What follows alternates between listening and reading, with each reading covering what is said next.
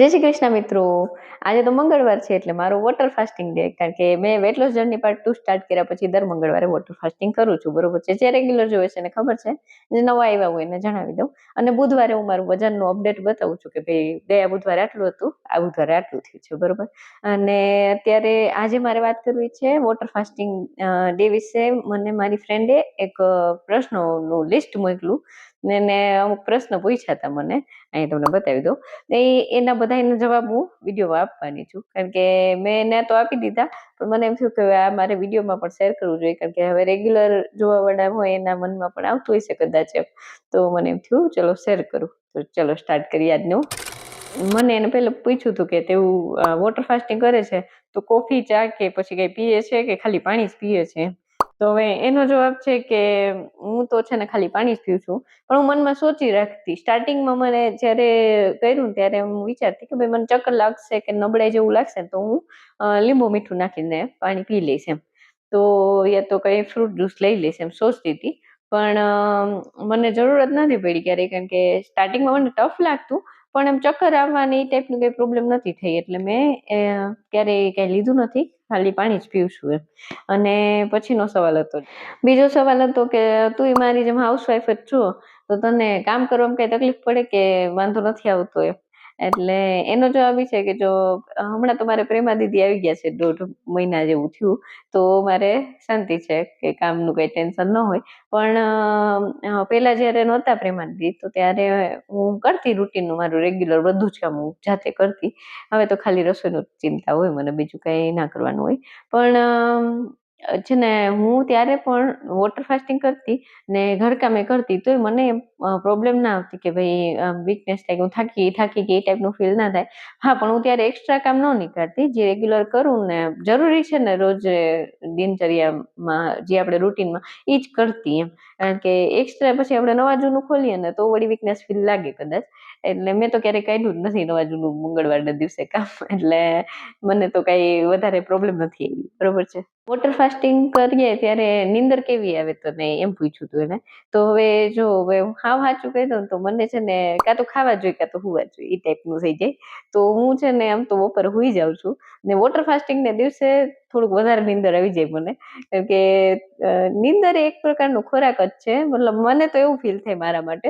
તો હવે ખબર નહીં કેમ, પણ મને જેથી વોટર ફાસ્ટિંગ કર્યું હોય ને તેથી નીંદર બહુ જ સરસથી આવે છે. ઉલટાની રેગ્યુલર દિવસો કરતા વધારે નીંદર આવે મને, એટલે એ એક મને ફીલ થાય છે. તમને લોકોને શું અનુભવ હોય ક્યારે કર્યું હોય તો કેજો વોટર ફાસ્ટિંગ. બરોબર છે. ચલો હવે નેક્સ્ટ ક્વેશ્ચન. જો વોટર ફાસ્ટિંગ તું કરશો એ કે તો તારો મૂડ કેવો રહે આખા દિવસ દરમિયાન? ચીડચીડા ટાઈપનો થઈ જાય કે ભૂખ ટાઈપનું, ભૂખ મરા ટાઈપનો થઈ જાય કે કેમ? તો જો સાચું કહું તો સ્ટાર્ટિંગમાં તો મને ભૂખ ફીલ થતું, પણ મેં ભૂખ ઉપર કંટ્રોલ થોડોક મનથી કર્યો, મનમક્કમ કરી. પણ હવે મને કાંઈ ખબર નથી પડતી, ઉલટાનું મને રિલેક્સ ફીલ થાય તે દિવસે, જે દિવસે વોટર ફાસ્ટિંગ હોય ને. બાકીના દિવસો કરતા વધારે સ્ટ્રેસ ફ્રી ટાઈપનું મને લાગે, કેમ કે બાકીના દિવસોમાં હજી મારે મનમાં સોચવાનું હોય કે હું આજ કેટલી કેલરી લઈશ, એમાં પ્રોટીન ને ફાઈબર ને બધું મેનેજ કરું તો મારે હું ખાવું હું નહીં બધું સોચવું પડે ને એમાં પણ. અને પાછું હવે વિડીયો બનાવવો હોય મારે યુટ્યુબમાં, તો એ થોડુંક રહે મનમાં પ્રેશર ટાઈપનું એમ, કે ભાઈ હું કેવી રીતે મારું ગોઠવું બધું. જે દિવસે ખાવું જ નથી તે દિવસે મારે ફિકર જ નહીં, ખાલી પાણી પીધા રાખો, દિવસ પતાવી દે. એટલે ઉલટાનું મને તે દિવસે ફુરસત જેવું લાગે, વધારે રિલેક્સ ટાઈપનું ફીલ થાય એમ. અને પછી એનો સવાલ હતો કે તું વોટર ફાસ્ટિંગ ને દિવસે એક્સરસાઇઝ કે વોકિંગ કે કઈ કર કે ના કર કે ખાલી આરામ જ કર? તો જો હું તો છે ને વોટર ફાસ્ટિંગ માં તે દિવસે કાંઈ જ કરું નહીં, રેગ્યુલર જે રૂટીનો આપણે ઘરમાં રેગ્યુલર કામકાજ કરતા હોય તે એ બધું કરી, રસોઈ બનાવીને જે ચાપડ ચુપટા મારે જે કઈ કરવાનું હોય રેગ્યુલરમાં એ. બાકી હું એ સિવાયનું એક્સ્ટ્રા એક્ટિવિટી કાંઈ જ કરતી નથી. બસ નવરી થાવ એટલે ઘડી હુઈ જાવ. એ છે. ચલો નેક્સ્ટ ક્વેશ્ચન. તું વોટર ફાસ્ટિંગ કરે તો એ કે ભૂખ લાગે કે નહીં તને? તો જો હા સાચું કહું તો સ્ટાર્ટિંગમાં હું વોટર ફાસ્ટિંગ કરતી તો મને ભૂખ લાગતી જ, અને મને છે ને મનમાં કંટ્રોલ કરતી કે નહીં મારે કરવું છે વોટર ફાસ્ટિંગ એ ટાઈપનું. ને હવે છે ને મને આદત પડી ગઈ, દર અઠવાડિયે કરું જ છું, એટલે મારા શરીરની હેબિટ થઈ ગઈ કે આપણને મંગળવારે કાંઈ ખાવા નહીં આપે, એટલે એ આરામથી શરીર એનું કામ કર્યા રાખે, અને મને પણ કઈ ભૂખનો અહેસાસ થતો નથી હવે તો. એટલે એક દિવસનું જ વોટર ફાસ્ટિંગ કર્યું છે મેં મેક્સિમમ, બાકી એથી વધારે મેં વોટર ફાસ્ટિંગ કર્યું નથી. તો આટલું તો મારું મતલબ કમ્ફર્ટ ઝોન વાળો ટાઈમ થઈ ગયો છે વોટર ફાસ્ટિંગ માટે. બરોબર. ચલો નેક્સ્ટ ક્વેશ્ચન. એને કીધું કે એનર્જી કેવી રહીને વીકનેસ ટાઈપનું થાય કે નહીં. તો મેં કીધું જો સ્ટાર્ટિંગમાં તો મને છે ને મતલબ કઈ કામ ને રૂટીનનું જે કરતી હોય ને એમાં એમ થતું કે જલ્દી પતી જાય તો સારું, હવે જલ્દી લંબાવવું એ ટાઈપનું મને થતું. અને હવે મને આદત પડી ગઈ છે ને તો હવે કઈ વધારે કઈ મેટર નથી કરતું. રેગ્યુલર કામ ધીરે ધીરે મારું નિપટાવી અને પછી લંબાવવું. અને વીકનેસ ટાઈપનું તો હવે બિલકુલ ફીલ નથી થતું. પેલા જયારે 2-4 વાર કર્યું ને ત્યારે મને થોડુંક એમ ફીલ થતું. તો મને એવું લાગે તો લીંબુ અને નમક વાળું પાણી પી લો એમ સોચી રાખ્યું હતું મેં. પણ ક્યારે એમ તો વધારે પ્રોબ્લેમ નથી થઈ. ને બસ એમ જ રેગ્યુલર દિવસની જેમ જ દિવસ વયો જાય, ઉલટાનો રિલેક્સ થઈને શાંતિથી. ચલો નેક્સ્ટ ક્વેશ્ચન. અને આ ક્વેશ્ચન મને બહુ ગમ્યું કે ઘરના લોકો ખાય ત્યારે તમને કેવું લાગે એમ. એટલે મને છે ને એ ક્વેશ્ચન તો વાંચીને મને થોડુંક મનમાં હસવું આવ્યું કે હવે આ છે ને મને થાય એવું બધા ખાય ને તો આપણું મન લલચાય ને, આપણે ખુદી ખાતું હોય ભૂખું પેટ હોય થોડુંક પેલા તમારા પેટમાં ગુડગુડિયા બોલતા એમ. હવે તો ચલો બહુ કઈ ખબર નથી પડતી, ભૂખ લાગી એવું ફીલ નથી થતું. પણ સ્ટાર્ટિંગમાં જયારે વોટર ફાસ્ટિંગ સ્ટાર્ટ કર્યું ત્યારે મને એમ થતું મન પેટમાં ગડબડ કંઈકનું ઉંદેડા દોડે એ ટાઈપનું.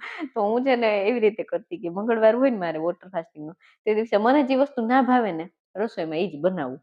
એટલે બાકીના ઘરનાને તો ભાવે પણ મને નથી ભાવતું એ ટાઈપની વસ્તુ એમ. એટલે છે ને આપણું મન લલચાય જ નહીં કે મારે ખાવું છે. હવે જોઈને આપણને એમ થાય કે આ તો મને નથી ગમતું, મારે નથી ખાવું એમ. એટલે જેમ આજે મારે વોટર ફાસ્ટિંગ છે તો આજે મેં ફૂલકોબીનું શાક કર્યું હતું બપોરે. તો હવે ફૂલકોબીનું શાક મને ઓછું ગમે તો મને મન જ ન થાય કે ભાઈ ઠીક હજુ કે હવે તો મને નથી થતું પણ સ્ટાર્ટિંગમાં એવું થતું. તો હવે હું એવું કરું છું જેથી મારું વોટર ફાસ્ટિંગ હોય ને આપણને ન ગમે ને એવી વસ્તુ કરવાની. હા, હવે આ લાસ્ટ ક્વેશ્ચન છે કે પાણી કેટલું પીવે તું એમ. તો જો ઉનાળો હતો ને ત્યારે તો હું વધારે પાણી પી લેતી કારણ કે તડકો ન હોય, ગરમીને કારણે આપણને તરસ એ લાગે. ને હવે જેમ જેમ ચોમાસું આવ્યું ને અહીંયા તો જો આજે આખો દિવસ વરસાદ આમ તો આવ્યો જ છે ઝરમર ને થોડોક વધારે ને થોડુંક ઓછું ને કરી. તો પાણી તો હું છે ને આખા દિવસ દરમિયાન જેટલું ઈચ્છા લાગે ને જો બોટલ તો ભેગી જ ફેરવું બધાને ખબર જ છે. તો એ જ્યારે ઈચ્છા લાગે ને ત્યારે હું ગુરલો બે ગુટલા એવી રીતે પીયા રાખું. પણ હાલ ફિલહાલ ઉનાળામાં તો મારે આખા દિવસમાં 4 લીટર જેટલું પાણી પીવાઈ જતું. પણ હાલ ફિલહાલ તો એટલું હું નથી પી શકતી. એટલે જેટલું પીવાય હિસાબે પીવું એમ કઈ નાપતી નથી હમણાં તો હું. પણ હવે વરસાદ જેવો માહોલ થયો ઠંડક થઈ એટલે ઓછું પાણી પીવાની જરૂર પડે. તો બસ જેટલું જરૂર લાગે એટલું પીવું. આવી રીતે સિપ કરીને પી લો થોડું વચ્ચે. એટલે પાણી તો પીધા રાખું, ડિહાઈડ્રેટ ન થાય શરીર એવી રીતે.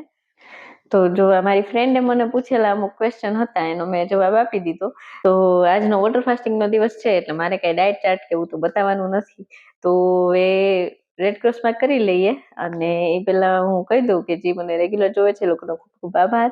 અને જે લોકો નવા આવ્યા છે ને વિડીયો પસંદ આવ્યો હોય તો એક લાઈક કરી દેજો. અને જૂના લોકો પણ લાઈક કરી દેજો. જૂના લોકો તો ખાસ લાઈક કરજો, બરોબર છે, કારણ કે આપણે એકબીજાને લાઈક કરીએ છીએ એટલે તો રોજ આપણે ભેગા થાય છીએ, બરોબર છે. અને બીજું એ કેવું હતું કે જો તમને મારી 100% પારદર્શક અને પ્રામાણિક સફરમાં જોડાવવું હોય તો મારી ચેનલને સબસ્ક્રાઈબ કરીને બેલ આઇકન જરૂરથી દબાવજો જેથી તમને વિડીયો અપલોડ થતાની સાથે જ નોટિફિકેશન મળે, બરોબર છે. ચલો હવે રેડ ક્રોસ માર્ક કરી લઈએ આજના દિવસમાં. કાલે વજનનો અપડેટ જોવા માટે થી પહોંચી જાજો, બરોબર છે. ચલો જોઈએ આજે રેડ ક્રોસ માર્ક કરી લઈએ. ચલો આજે 22 જુલાઈ 2026 મંગળવાર રેડ ક્રોસ માર્કની સાથે. આજનો દિવસ પણ મેં જેવું સોચ્યું તો એવું જ ગયો છે. ફરી પાછા મળીએ આવતીકાલે રાત્રે 10 વાગે. ત્યાં સુધી જમવાથી ચાલીને રજા આપો. જય શ્રી કૃષ્ણ. ખુદની તબિયતનું ધ્યાન રાખજો, પરિવારના બધાનું ધ્યાન રાખજો. ઓકે બાય, જય શ્રી કૃષ્ણ, ગુડ નાઇટ.